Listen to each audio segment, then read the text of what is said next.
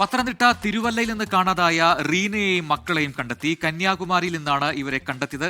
August 17-നായിരുന്നു റീനയെയും 2 പെൺകുട്ടികളെയും കാണാതായത്.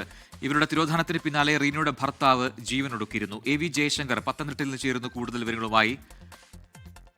ജയശങ്കർ, ഈ അമ്മയും മക്കളെയും കണ്ടെത്തിയിട്ടുണ്ട്. പക്ഷേ ഏറ്റവും സങ്കടകരമായ കാര്യം ഇതുമായി ബന്ധപ്പെട്ട് ഒരു ജീവൻ നഷ്ടപ്പെട്ടു എന്നുള്ളതാണ്. ഇവരുടെ ഭർത്താവ്, റീനയുടെ ഭർത്താവാണ് നേരത്തെ ജീവനൊടുക്കിയത്. ഇപ്പോൾ ഇവരെ കണ്ടെത്തിയത് കന്യാകുമാരിയിലാണെന്ന് മനസ്സിലാക്കുന്നു. അതിന്റെ കൂടുതൽ വിവരങ്ങൾ ലഭ്യമായിട്ടുണ്ടോ?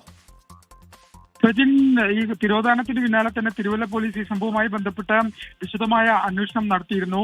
അങ്ങനെ ആ അന്വേഷണത്തിന്റെ ഭാഗമായി ഇവരുടെ ചിത്രങ്ങൾ ഉൾപ്പെടെ വലിയ തോതിൽ സമൂഹ മാധ്യമങ്ങളിൽ ഉൾപ്പെടെ പോലീസ് പ്രചരിപ്പിക്കുകയും ചെയ്തിരുന്നു. അങ്ങനെയാണ് ഈ റീനയും 2 മക്കളും കന്യാകുമാരിയിൽ ഉണ്ടെന്നൊരു വിവരം പോലീസിന് ലഭിക്കുന്നത്. കന്യാകുമാരിയിലെ തമിഴ്നാട് സർക്കാരിന്റെ ഒരു അഗതി മന്ദിരത്തിൽ നിന്നാണ് തിരുവല്ല പോലീസ് റീനയെയും 2 മക്കളെയും കണ്ടെത്തിയെന്നാണ് നിലവിൽ ലഭ്യമാകുന്ന വിവരം. കഴിഞ്ഞ ഓഗസ്റ്റ് 17-നാണ് റീനയും 8 വയസ്സുകാരി മകളെയും ഒപ്പം തന്നെ 6 വയസ്സുകാരിയും കാണാതാവുന്നത്. ഇവരുടെ തിരോധാനത്തിന് പിന്നാലെ റീനയുടെ ഭർത്താവ് ജീവനൊടുക്കുന്ന ഒരു സാഹചര്യമൊക്കെ ഉണ്ടായിരുന്നു. പോലീസിന്റെ മാനസിക പീഡനമാണ് ഈ സംഭവവുമായി ബന്ധപ്പെട്ട് ഈ ആത്മഹത്യയിലേക്ക് ഉൾപ്പെടെ നയിച്ചതെന്ന് അന്ന് കുടുംബം ആക്ഷേപം ഉന്നയിച്ചിരുന്നു. പിന്നീട് അതിനുശേഷം വലിയ തോതിലുള്ള അന്വേഷണം, പോലീസ് അന്വേഷണം റീനയ്ക്കും മക്കൾക്കും വേണ്ടിയാണ് തുടരുന്ന സാഹചര്യം ഉണ്ടായി. പിന്നീട് ഇപ്പോൾ ആ മാസങ്ങൾക്ക് ശേഷമാണ് തമിഴ്നാട്ടിൽ നിന്ന് കന്യാകുമാരിയിൽ നിന്ന് റീനയും മക്കളെയും പോലീസ് കണ്ടെത്തുന്നത്. ഇവരെ ഉടൻ തന്നെ തിരുവല്ലയിലേക്ക് കൊണ്ടുവരും. ഇവരുമായി തിരുവല്ല പോലീസിന്റെ സംഘം ഇങ്ങോട്ട് തിരിച്ചു എന്നാണ് നമുക്ക് ലഭ്യമാകുന്ന വിവരം. പിന്നീട് ഇവരെ ഇവിടെ എത്തിച്ചതിനു ശേഷം മറ്റു നടപടികൾ പൂർത്തിയാക്കിയായിരിക്കും കൂടുതൽ